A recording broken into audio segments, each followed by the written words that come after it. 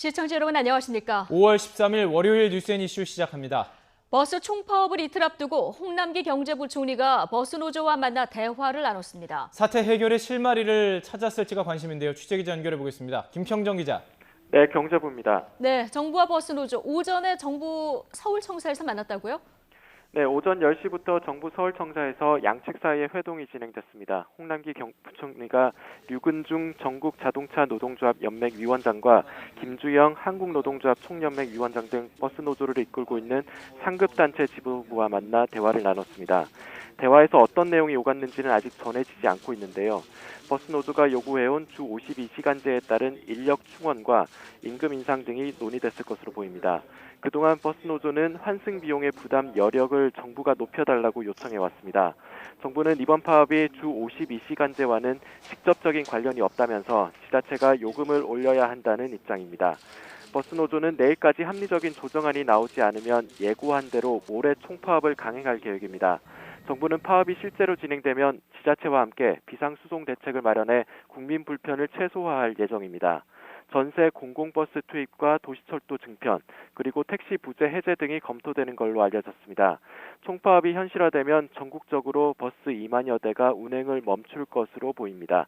따라서 버스노조 파업을 이틀 앞두고 정부와 버스노조 사이에 합의점을 찾을 수 있을지 관심이 집중되고 있습니다. 지금까지 경제부에서 YTN 김평정입니다. 네, 버스 노조의 파업이 코앞이지만 아직 사태 해결의 기미는 보이지 않고 있습니다. 요금 인상이 현실적인 대책으로 떠오르고 있는데 특히 수도권 지역에서 요금 인상이 쉽지는 않습니다. 네, 이 때문에 오늘과 내일 중에 어떤 해법이 나올지 관심이 모아지고 있는데요. 취재기자 또 전화 연결해 보겠습니다. 김학무 기자. 네, 김학무입니다. 정부가 어제 요금 인상의 필요성을 재차 강조했는데 경기도의 입장이 지금 어떻습니까? 네, 지난 9일 파업 결정 이후 경기도는 줄곧 요금 인상의 필요성은 인정하고 있습니다. 수도권 지역은 4년 주기로 요금을 인상해왔고 최근에 물가나 버스업계의 경영 상황 등을 고려할 때 200원 정도 요금 인상이 불가피하다는 겁니다.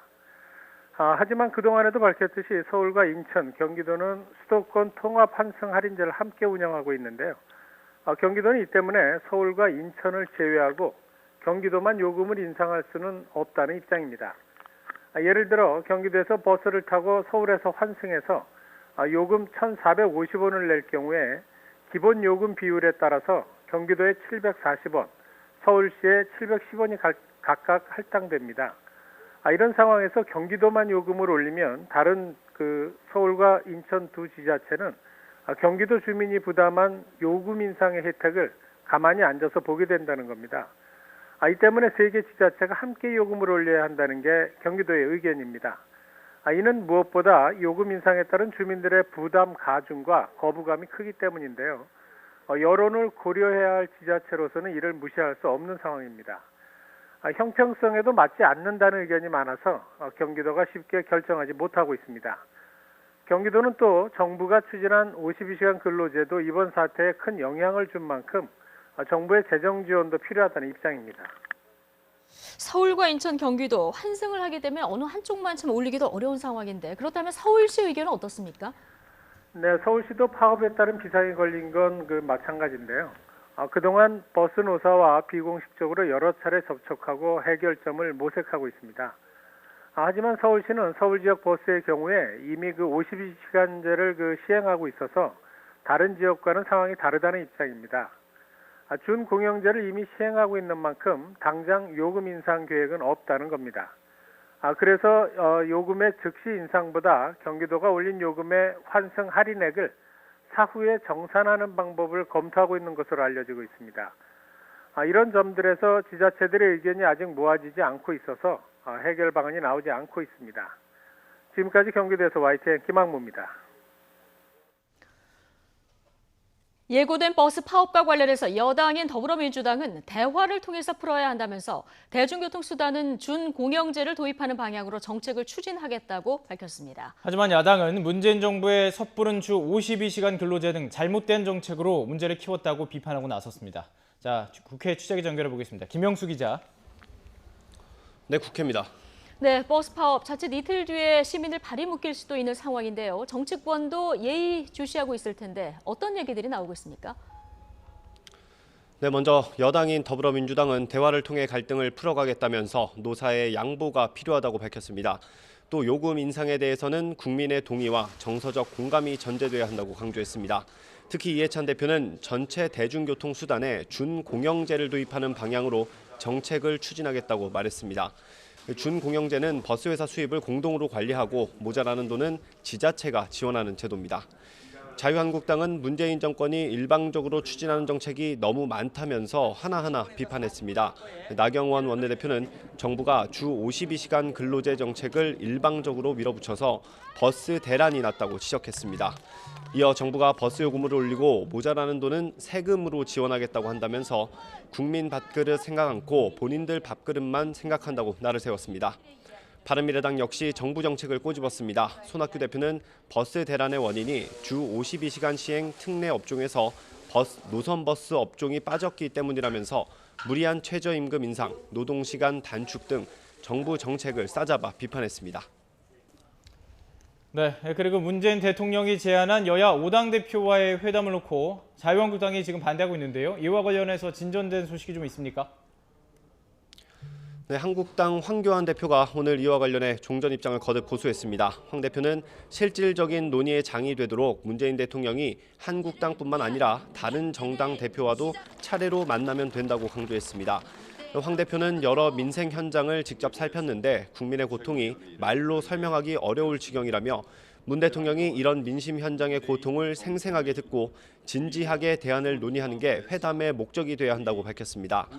그러면서 여야 5당 대표가 한꺼번에 만나 의례적인 얘기만 하고 사진만 찍는 자리라면 아무 의미가 없다고 선을 그었습니다. 이에 대해 민주당 이해찬 대표는 어제 고위당정청 회의에서 여러 의견이 있었는데 최대한 5당 대표 회동이 이루어질 수 있도록 노력하겠다는 원론적인 입장을 밝혔습니다. 다만 이인영 원내대표는 회담과 별도로 여야정 상설협의체에 여야 5당 전체가 아닌 교섭단체 3당만 참여해야 한다는 한국당의 요구에 대해 조금 고민스럽다면서도 5당 모두 참여해야 한다는 주장과 교섭단체 3개 정당이 참여해야 한다는 주장이 병립하거나 통합될 수 있는 길이 있다면 좋겠다며 신중한 입장을 내비쳤습니다.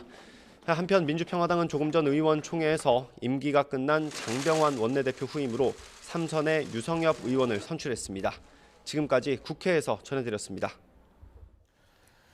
문희상 국회의장과 여야 대표가 오늘 낮 정례 오찬 회동을 열고 국회 정상화 방안을 논의합니다. 하지만 한국당 황교안 대표는 불참할 예정이어서 반쪽짜리 회동이 될 것으로 보입니다. 문 의장과 더불어민주당 이해찬, 바른미래당 손학규, 민주평화당 정동영, 정의당 이정미 대표는 오늘 낮 국회 사랑제에서 정례 오찬 모임인 초월의 회동을 열고 전국 해법에 대해 의견을 나눌 예정입니다.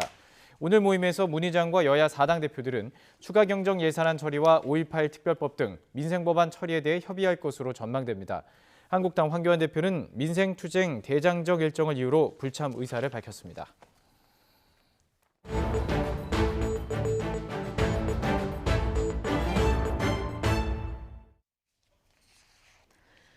네, 김학의 사건의 당사자 김학의 전 법무부 차관이 어제까지 2차례 검찰에 소환돼 조사를 받았습니다. 김 전 차관은 검찰 조사에서 혐의를 전부 부인했는데 검찰은 이르면 오늘 뇌물 혐의 등으로 구속영장을 청구할 것으로 보입니다. 자, 이런 가운데 원주별장 성폭행 피해자라면서 김 전 차관을 고소했던 여성은 동영상 속 인물이 자신이 아닌 것 같다. 자, 이렇게 진술을 재번복해서 성범죄 수사 부분은 난항을 겪고 있습니다. 법조팀 취재기자 연결해서 자세한 얘기 들어보겠습니다. 조성호 기자. 네, 김학의 사건 수사단이 있는 서울 동부지검입니다. 예, 김학의 전 차관에 대한 2차례 검찰 조사가 모두 마무리됐습니다. 첫날은 꽤 오래 조사를 했는데 재소안에서는 조사 시간이 비교적 짧았어요. 네, 지난 9일에 처음 검찰청사에 나왔는데요. 14시간 넘게 조사받았습니다. 하지만 어제는 오후 1시쯤부터 6시간가량 조사받은 뒤 집으로 돌아갔습니다.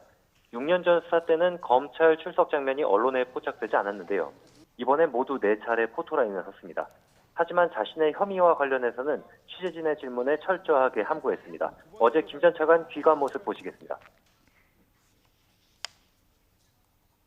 윤중천 씨 정말 모르십니까? 뇌물과 성접대 의혹 모두 부인하시나요? 두 번째 조사인데 혹시 하실 말씀 있으세요? 한마디만 해주시죠. 윤중천 씨 진짜 모르세요? 네, 귀가 때 아무 말 안 하는 김 전 차관 모습 지금 보셨는데요. 자, 검찰 진술에서는 어떤 얘기를 했는지 혹시 알려진 게 있습니까? 한마디로 검찰 입장에서는 당황스러울 정도였다고 합니다. 예. 자신의 혐의뿐 아니라 윤 씨 자체를 아예 모르는 사람이라며 기본적인 사실조차 부인한 것으로 알려졌는데요. 예. 금품을 줬다는 윤중천 씨와 대질 조사 얘기가 나오자 김 전 차관이 모르는 사람과 어떻게 대질하냐고 했다는 겁니다. 혐의를 부인할 거라고 예상은 했지만 지금 상황에서 윤 씨를 모른다고 하는 건 취재하는 입장에서 놀랍긴 마찬가지인데요. 김 전 차관은 그래서 뇌물을 받기는커녕 강원도 원주 별장에 간 적도 없고 별장 동영상에 나오는 인물도 모르는 사람이라고 했다고 합니다. 그야말로 모르쇠로 일관한 거죠. 검찰은 윤중천 씨를 오늘 다시 소환했는데요. 윤 씨 주장과 엇갈리는 김 전 차관 진술에 대해 거듭 추궁할 거로 보입니다. 네. 지금 이 시점에서 윤중천 씨를 모른다, 이렇게 전부 모른다 이런 주장으로 나오고 있는데 그래도 네네. 김 전 차관이 뇌물을 받았다는 정황은 상당 부분 드러나지 않았습니까? 검찰이 보는 이 혐의를 좀 정리를 해볼까요? 네, 먼저 윤중천 씨가 건넸다는 뇌물이 있습니다. 준비한 표 보면서 함께 말씀드리겠습니다. 윤 씨가 김 전 차관과 성관계를 맺은 여성에게 상가 보증금 1억 원을 떼었는데 여성이 김 전 차관과 관계를 폭로하겠다고 하자 김 전 차관이 돈을 포기하도록 윤 씨에게 요구했다는 겁니다.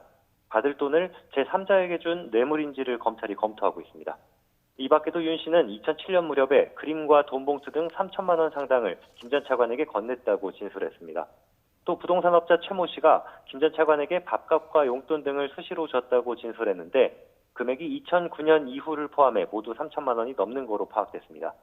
오간 뇌물이 3천만 원 이상이라면 공소시효는 10년, 1억 원을 넘으면 15년까지 늘어나서 범죄가 성립한다면 공소시효 문제는 해결됩니다. 네.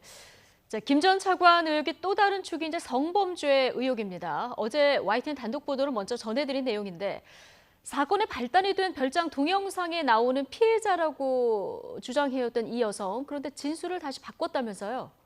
네, 최근 검찰에 참고인으로 나와 진술했는데요. 말씀하신 것처럼 별장 동영상에 나오는 피해자라며 지난 2014년 김 전 차관을 고소한 여성입니다. 그런데 이 여성이 동영상 등장인물이 자신이 아닐 가능성이 있다고 검찰에 진술했습니다. 예. 2008년 초에 동영상에 나오는 것처럼 머리를 단발로 잘랐다고 주장했는데 검찰이 동영상 촬영 시점을 2007년 12월로 특정하자 다시 진술을 바꾼 겁니다. 검찰은 윤 씨의 요청으로 원주 별장에 여성들을 보냈다는 사람들도 조사했지만 결국 상대방 여성이 누군지 확인하지 못했습니다.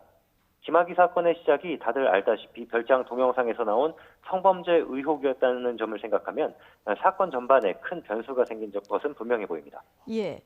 자, 국민적 의혹이 가장 큰 부분이긴 한데요. 그렇다면 김 전 차관 성범죄 수사는 어려워진 겁니까? 그렇게 단정할 수는 없습니다. 김 전 차관이 윤 씨 소개로 피해를 주장하는 여성을 만났고 2006년에서 2008년 사이 여러 차례 성관계를 맺었다는 점은 수사를 통해 확인된 것으로 전해집니다. 검찰 수사단 관계자도 동영상 관련 진술이 바뀌었더라도 피해 주장 전부를 믿을 수 없다는 건 아니라고 선을 그었습니다. 검찰은 사건이 불거진 이후 여성이 정신과 치료를 받은 기록을 제출한 점을 들어 공소시효가 15년인 강간치상죄를 적용할 수 있는지 들여다보는 것으로 전해졌습니다. 또 김 전 차관과 여성의 성관계를 윤 씨로부터 받은 성접대로 판단해 뇌물 혐의에 추가하는 방안도 계속해서 검토하고 있습니다. 네, 수사를 통해서 김학의 전 차관 관련 의혹들이 하나둘 베일을 벗는 것 같은데요. 지금 두 차례 소환 조사를 받았습니다. 김 전 차관 또다시 불러서 조사할 가능성도 있습니까? 그럴 가능성은 없어 보입니다. 예. 혐의를 전부 부인하고 있기 때문에 검찰은 추가로 불러 조사하는 게 실효성이 없다고 판단하는 것으로 전해졌습니다. 김 전 차관 등에 대한 조사 내용과 그동안 확보한 객관적인 자료들을 토대로 김 전 차관에 대한 구속영장을 청구할 예정입니다. 이르면 오늘 영장 청구 여부가 결정될 것으로 보이는데요. 지금까지 확인된 뇌물 혐의가 영장 청구서에 담길 가능성이 큽니다. 성 관련 범죄 혐의가 영장 단계에서 담기지 않더라도 검찰은 계속 수사를 이어갈 방침인 것으로 알려졌습니다. 지금까지 서울 동부지검에서 YTN 조성호입니다. 시민운동가이자 드루킹 변호인으로 알려진 한 인권 변호사가 자신에게 법률 상담을 받았던 여성에게 폭언을 퍼부었습니다. 술에 취해서 입에 담지 못할 욕설을 했고 특히 내밀한 상담 내용인 여성의 성폭행 피해 사실을 지인들 앞에서 떠들기도 했습니다. 김우준 기자의 단독 보도입니다. 서울 광화문역 인근에 있는 한 노래방. 지난달 21일 정모 씨는 이곳에서 김모 변호사 등 지인 4명과 술자리를 가졌습니다. 분위기가 한창 무르익을 때쯤 김 변호사와 동석자 사이에 시비가 붙었습니다. 갑자기 자한테 막 입에 담지 못할 욕을 막 하더라고요. 너무 심하다 싶게. 그래서 우리 다 놀라갖고 이러고 있는데. 불똥은 엉뚱하게 싸움을 말리던 정 씨에게 튀었습니다. 상대방을 위로했다는 이유로 김 변호사가 정 씨에게 욕설을 퍼부은 겁니다. 무슨 아니 걸레가 말을 잘못했다고 그러는 것 같은데. 화를 참지 못한 김 변호사는 정 씨와 법률 상담 중에 알게 된 민감한 내용을 떠들었습니다. 정 씨가 어렸을 적 성폭행 당한 사실을 말해버린 겁니다. 우리가 들었을 때 예를 들어서 거의 예측할 수 없는 얘기가 나오니까 놀랐죠. 내용이 이제 그 변호사가 그러니까 좀 놀랐죠. 네. 숨기고 싶던 과거가 아는 사람들에게 공개되면서 정 씨는 큰 충격에 빠졌습니다. 입에 담지도 못할 욕을 하면서 야 이 나 너는 뭐가 잘났어 뭐 이러면서 너는 성폭행이잖아. 욕을 입에 담을 수가 없어. 내가 지금 너무 취해가지고. 김 변호사는 평소 여성 인권의 중요성을 강조해왔고 드루킹 변호인으로도 잘 알려진 인물입니다. 김 변호사의 자질이 스러운 행동을 한 거야. 이에 대해 김 변호사는 술자리에서 흔히 일어나는 해프닝 차원이었다고 해명했습니다. 또 상담 내용 누설은 처신을 잘하라고 훈계한 수준이었다고 말했습니다. 하지만 변호사가 업무상 알게 된 비밀을 누설하면 처벌을 받거나 자격증을 박탈당할 수 있습니다. 당사자의 동의 없이 외부로 유출을 시켰을 경우에는 변호사법상 비밀유지 의무 위반이 되는 것이고요. 그리고 형법상 업무상 비밀 누설죄에도 해당될 수가 있어서 결국 징계 처분을 받을 수도 있습니다. 서울시 교육청 감사관 시절 장학사를 강제 추행한 혐의로 지난해 8월 1심에서 징역 10개월에 집행유예 2년을 받은 김 변호사. 정 씨가 명예훼손과 모욕 혐의로 고소하면서 또다시 수사기관의 조사를 받게 됐습니다. 관심 없다 이거요? 근데 이 부분에서 피해가 당한 사람이 있다고 얘기를 하니까. YTN 김우진입니다. 5.18 민주화운동 당시 전두환 전 대통령의 광주 방문을 증언한 주한미군 정보요원 출신 김용장 씨가 오늘 기자회견을 열고 추가 증언에 나섭니다. 5.18 기념재단은 김 씨가 오늘 오후 2시 국회의원회관에서 기자회견을 열고 전두환 씨의 광주 방문 여부와 당시 무력 진압 경위에 대한 상황을 증언할 예정이라고 밝혔습니다. 이번 기자회견에서 김 씨는 5.18 당시 전 씨의 발포 명령 의혹과 관련해 자신이 미국 국방성에 보고한 내용 등을 추가 폭로할 것으로 보입니다. 미국 프로야구 LA 다저스의 류현진 투수가 또 한 번 완벽한 투구로 시즌 5승째를 따냈습니다. 상대 에이스와 맞대결에서 노히트 노런에 가까운 호투를 펼치면서 팀 승리를 이끌었습니다. 서봉국 기자가 보도합니다.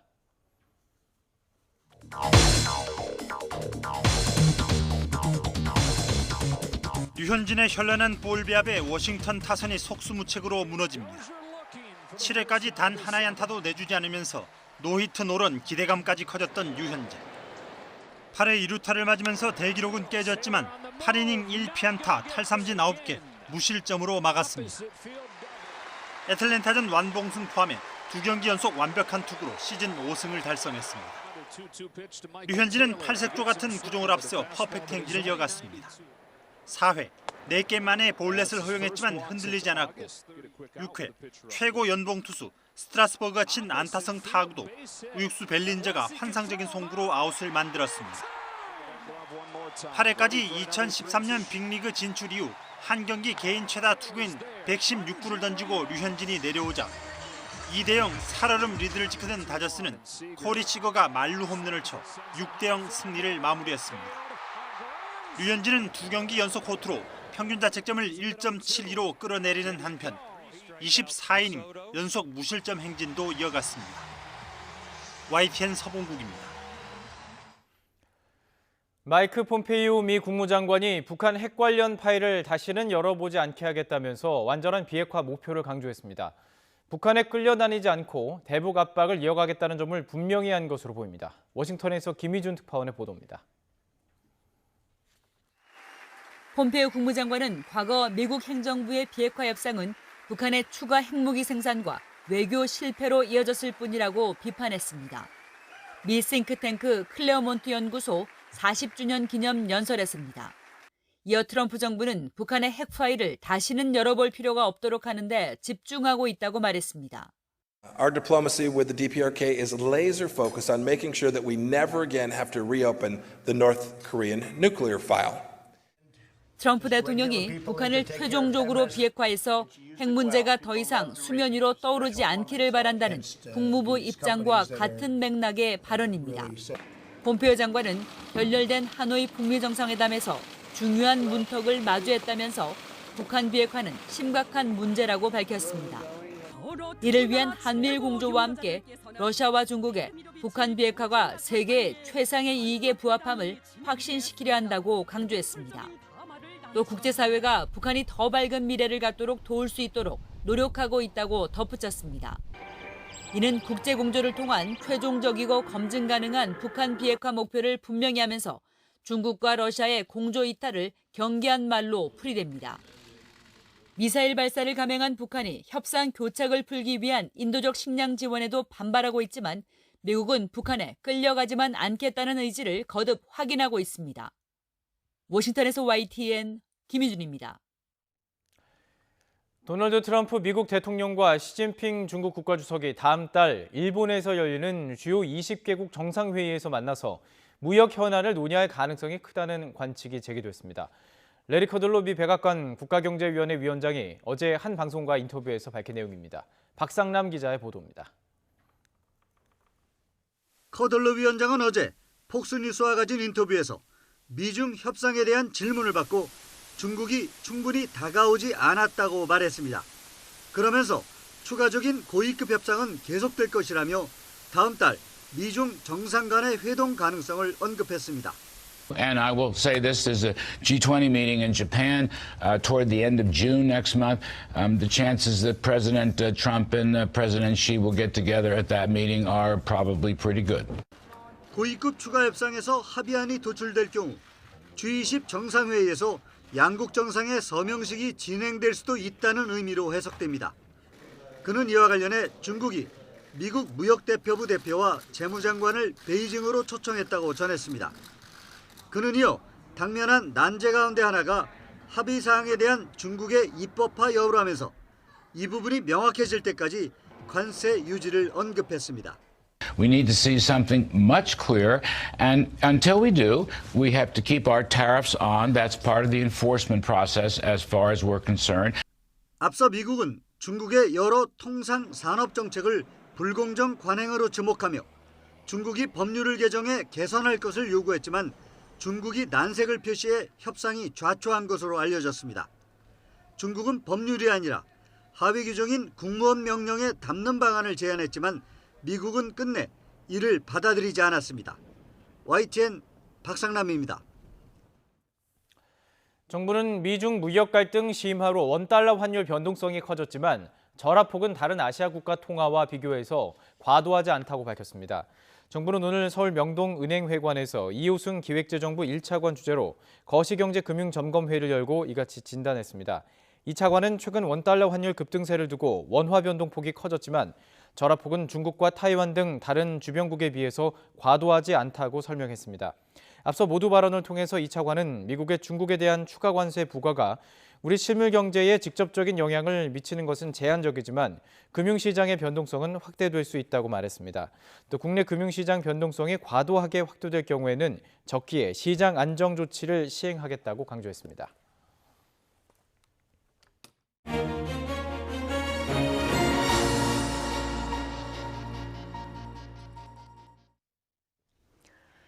지난 주말 자유한국당 나경원 원내대표가 문 대통령의 지지자를 비하하는 표현을 사용해서 논란이 되고 있습니다. 해당 단어는 아직도 검색어 상위권에 오르내리고 있는데요. 나경원 원내대표는 정확한 의미와 유래를 몰랐다면서 사과했지만 논란은 계속되고 있습니다.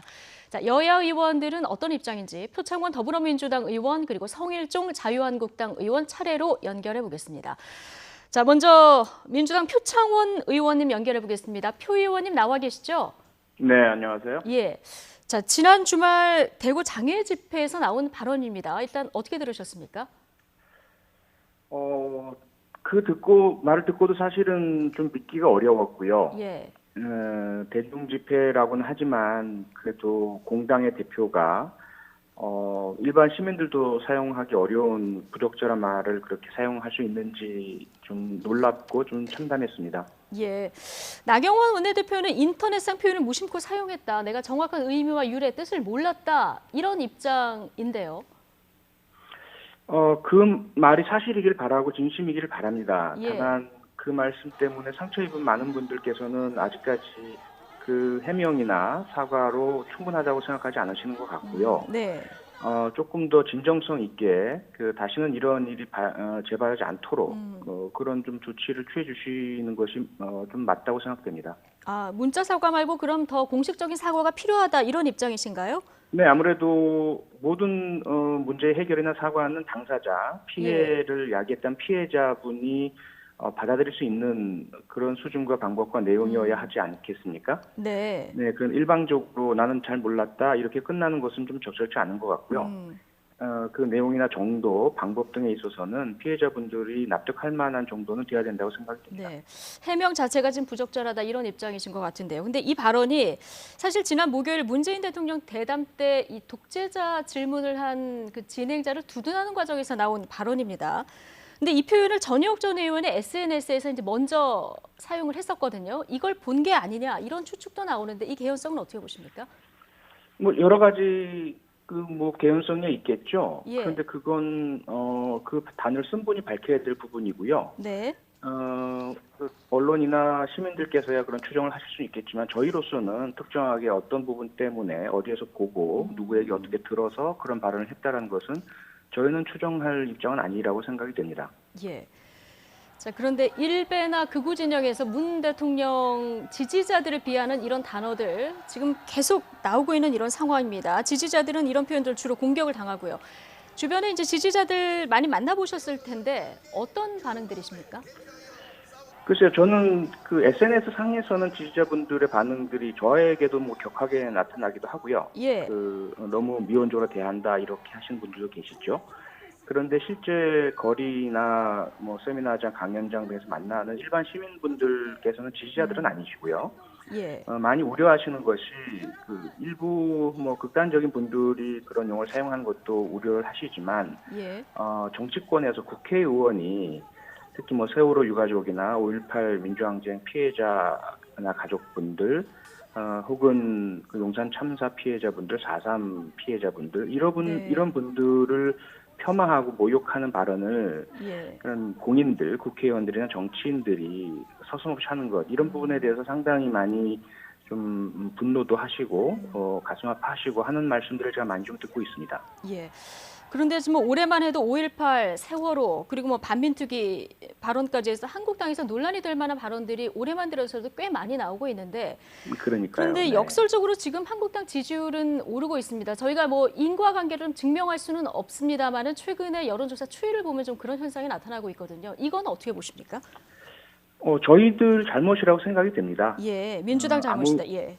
네, 아무리 정말 국민들이 납득하지 못할 그런 극언망언들이 쏟아져 나오고 있어도 네. 자유한국당의 지지율이 견고하고 심지어 상승까지 하는 모습을 보면 결국 국민들 잘못은 전혀 아니시거든요. 네. 그건 결국 이제 저희들이 그만큼 국민들의 어떤 기대에 부응하지 못하고 있고요. 예. 민생 경제 어려움이라든지 현안사안 또 북한의 미사일 발사 도발이라든지 이런 부분들을 미연에 잘 막아내지 못하고 좀 국민들께 그러한 좀 실망도 안겨드리고 하는 부분들 때문이지 않나 싶어서요. 더 엄중한 마음으로 열심히 잘해야 되겠다는 생각이 듭니다. 그러니까 막말 때문에 한국당 지지율이 오른다기보다는 민주당의 여러 가지 지금 정책 여건상 민주당이 잘못한 부분이 있어서 이 부분이 떨어져서 격차가 좁혀졌을 것이다. 이렇게 해석을 하시는군요. 네, 그렇습니다. 예. 네.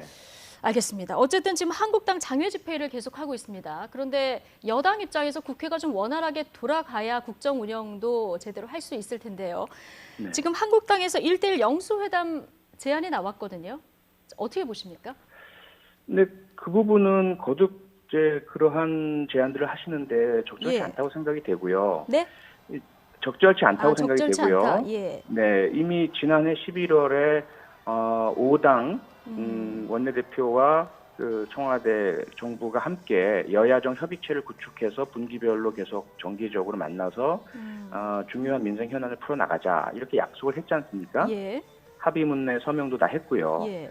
그렇다면 일단 우리 국회의 어떤 이런 대치 상황, 국회가 잘 안 열리는 문제는 꼭 자유한국당 한 당만의 문제는 아니고요.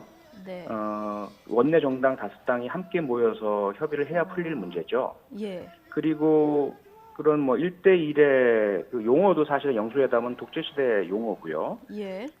그렇게 하게 된다면 뭐 밀실, 야합 뭐 이런 얘기가 또 나올 수밖에 없죠. 예. 그래서 보다 더 민주주의 원칙에 맞게 또 국민들께서 다 아실 수 있도록 약속한 대로 5당 원내대표들, 그다음에 뭐 당대표들도 마찬가지고요. 네. 5당의 대표들이 한 자리에 모여서 대통령과 함께 이야기를 나누는 그러한 열린 공개적인 절차가 가장 바람직하다고 생각이 듭니다. 물론 그렇게 가면 가장 좋겠습니다만은 지금 여야 대치가 워낙 첨예한 상황이고요. 제1야당이잖아요. 그러다 보니까 좀 국회로 돌아올 회군 명분을 한국당이 만들어주는 것도 여당의 책임이다. 이런 지적도 있는데요. 네, 그래서 고민이 많이 크고요. 예. 저희 그 이인영 신임 원내대표 예. 상당히 지금 고민을 많이 하고 있고 어떻게 명분을 이제 만들어 드려야 할까? 제1야당 아무리 그래도 가장 중요한 파트너이기 때문에요. 그렇죠. 예. 국회 복귀하실 수 있도록 그러한 이제 여건을 만들어 드려야 되는 건 사실입니다. 예. 그래서 저희가 여당이기 때문에 네. 무거운 책임감을 가지고 가능한 방법과 제안들 네. 수용할 수 있는 부분이 어느 부분인지를 계속 고민을 하고 있고요. 적절하지 않아도 1대1 영수회담도 그 선상에 올려놓고 고민은 하신다. 그거는 아닌 것 같습니다. 그건 제가 아니에요? 알기로 예. 그 안을 올려놓은 건 아니고요. 어쨌든 예. 좀 자유한국당에서 제안한 여러 가지 것들이 있지 않습니까? 네.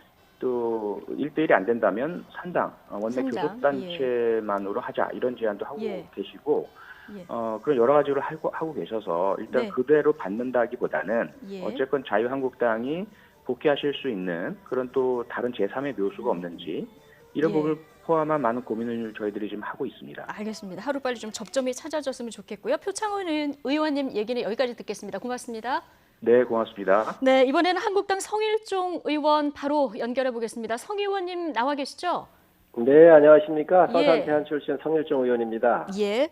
자, 나경원 원내대표 사과는 바로 했는데요. 지금 뭐 논란은 계속되고 있습니다. 당내 분위기는 일단 어떻습니까? 분위기 같은 경우는 없고요. 어쨌든 네. 부적절한 발언을 한 것은 잘못된 일이고, 예. 또 저도 이런 용어를 뉴스 보고서 알았거든요. 네.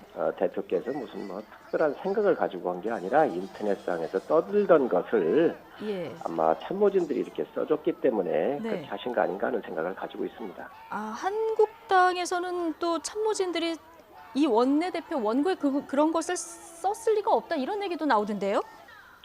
글쎄요, 그 입수 경위를 어떻게 들으셨는지 저도 잘 예. 확인은 제가 안 해봤어요. 그러나 네. 대표께서 이건 분명히 잘못됐구나 하고 예. 곧바로 사과를 했기 때문에 네. 참 진심을 담아서 사과한 거로 보고요. 그렇게 예. 받아주시면 될 것 같습니다. 네, 조금 전에 표창원 의원님 얘기 같이 들어보셨겠지만 민주당에서는 일단 뜻을 잘 몰랐다면은 사리분별력이 없는 것이다 이런 비판이 나오고 있고요. 그리고 지금 이게 사과를 문자로 했기 때문에 뭔가 공식 사과가 한 번 더 있어야 되지 않느냐 이런 얘기를 하셨거든요. 원내대표 일정을 저도 부대표를 2번씩 해봤기 때문에 알지만 굉장히 바쁘잖아요. 네. 그래서 이런 것들이 그렇게 제대로 잘 여과 없이 필터링 없이 이런 말씀을 하셨다라고 보여지고 네. 분명한 것은 대표께서 즉각적으로 이게 문제가 되니까 잘못됐구나 네. 이렇게 해서 사과를 하신 거잖아요. 예. 아마 무슨 전략적 마인드나 이런 생각을 가지고 있었으면 고민한다든지 뭐 교활하게 했겠죠. 그런 거 없이 이렇게 바로 하셨기 때문에 네. 그냥 순수하게 보시는 게 좋겠다는 생각을 합니다. 네, 사과를 그냥 순수하게 받아들여줬으면 좋겠다 이런 얘기를 해주셨는데요. 예, 그렇습니다. 예, 그런데 지금 나 원내대표 발언에 대해서 이준석 바른미래당 최고위원이 이런 얘기를 했더라고요. 나 원내대표 발언의 수위가 높아지기를 바라는 뒤에서 돕는 누군가가 있다. 이런 발언들이 이제 전략적으로 누군가의 조언을 받는다. 이런 의구심을 보냈거든요. 여기에 대해서는 어떻게 생각하십니까? 전략적으로 했다 그러면은 곧바로 사과를 안 하시겠지요. 예. 분명한 본인의 단어 선택에서의 문제가 있구나 하기 때문에 바로 즉각적으로 발언을 취소를 이렇게 하셨고 또 잘못했다 이렇게 사과를 하신 거기 때문에 네. 지지층을 향해서 전략적으로 했다 그러면은 이게 뭐 바로 곧바로 이렇게 사과를 할 수가 없었을 거라고 보는데 예. 분명히 뭐 전략적 마인드가 있거나 이런 건 아니라고 보여집니다. 네. 그렇다면 이준석 의원 얘기대로라면은 바로 사과할 리는 없었을 것이다. 그렇습니다. 예.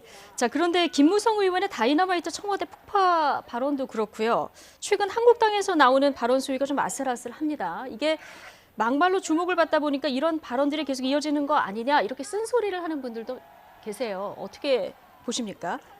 정치인들의 단어의 선택이나 상황에 따라서 하시게 되는 이 말씀들은 굉장히 조심해야 되고요. 예.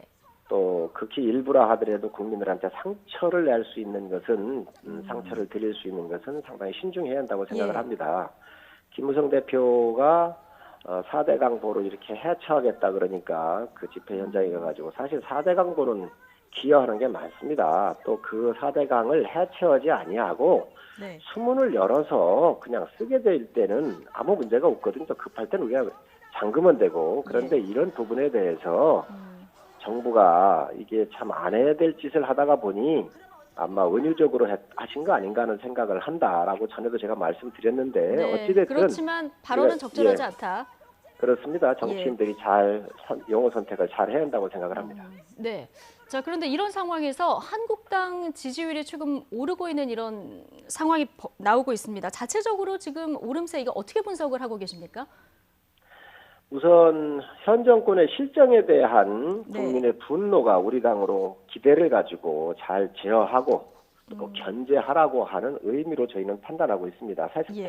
패스트 트랙 이 선거법과 공수처법에서도 보셨지만 이게 사실 더 급한 것 같은 경우는 민생이잖아요. 패스트 트랙 같은 경우는 민생을 법을 빨리 처리하기 위해서 한 건데 이런 부분들에 대해서 또 상당히 잘못된 부분에 대해서 저희 당이 야당으로서 제 역할을 하는 거에 대한 국민의 지지가 반영됐다 이렇게 판단합니다. 예. 자, 지금 장외투쟁 한국당에서는 계속 하고 계신데 이제 언제 국회로 한국당이 돌아올 것인가 이 부분도 관심입니다. 자, 이런 상황에서 1대1 영수회담을 하자 한국당 측에서 이제 역으로 제안을 했는데요. 지금 아까 표창원 의원 얘기 들어보셨지만 이런 그 1대1 영수회담 방식이 권위주의 시대의 방식이다. 적절치 않다. 이런 입장이거든요. 전국을 풀어가는 거는 여당의 책임이지요. 예. 그리고 여당이 해야 할 일입니다. 지금 권위주의 시대로 은유하면서 자꾸 이거를 미루고 이렇게 하는데 저희 당 지지율이 여당하고 거의 같지 않나요? 대통령께서 취임식 하실 때에 국민하고 소통을 하시겠다고 약속을 했어요. 예. 국정 현안에 대해서 기자회견도 하시고 다 하시겠다 그랬어요.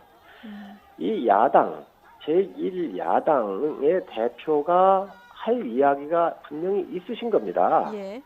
그런데 5당 대표를 다 함께 하자 그러면 5분의 1로 얘기할 수밖에 없지 않겠습니까? 예. 또 지금 패스트 트랙에서도 보셨지만은 나머지 2, 3, 4당은 준 여당의 판단에 이렇게 동조하고 있구나라고는 저희 판단을 가지고 있습니다. 그러니 진솔하게 책임을 갖고 이 상황을 타개하기 위해서는 영수회담이 필요한 것이고요. 또 그 부분에 대해서는 청와대도 잘 알고 있을 거라고 생각을 합니다. 저희가 국회를 또 내팽개쳤다 이렇게 얘기를 하는데 아닙니다. 네. 이 추경도 미세먼지라든지 또 산불, 포항, 지진과 관련된 국민 생활에 직접적인 것은 저희가 언제든지 임하겠다라고 하는 입장을 여러 번 밝혔다는 말씀을 드립니다. 송일정 의원님, 그러면 1대1 영수회담 혹시 받으면 국회 복귀의 조건이 됩니까? 지금 국회 복귀가 아니고요. 국회는 지금 하고 있습니다. 급한 네. 거 다 하고 있습니다. 예. 지금 저희 당이 장외 집회를 하고 있는 것이지요. 이런 예. 부분은 영수회담을 통해서 국가가 여러 가지 가야 될 방향이라든가 대통령과 또 야당의 대표가 만나서 얘기하면 네. 이런 부분 또 야당 대표가 판단하실 겁니다. 예. 뭔가 그러면 1대1 영수회담이 열리면 그 접점, 어떤 연결고리를 좀 찾을 수 있다 이런 말씀이신 거죠? 그렇습니다. 야당이 바깥으로 나가지 않도록 이 장내로 들어와서 예. 더 집중할 수 있도록 이 네. 길을 여는 것은 여당의 목입니다. 알겠습니다. 자, 여기까지 듣겠습니다. 성일종 자유한국당 의원이었습니다. 고맙습니다. 감사합니다. 네, 지금 여야 의원 차례로 의견 들어봤는데요. 장외로 나간 한국당 의원들 부적절한 발언들 지금 계속 도마 위에 오르고 있죠.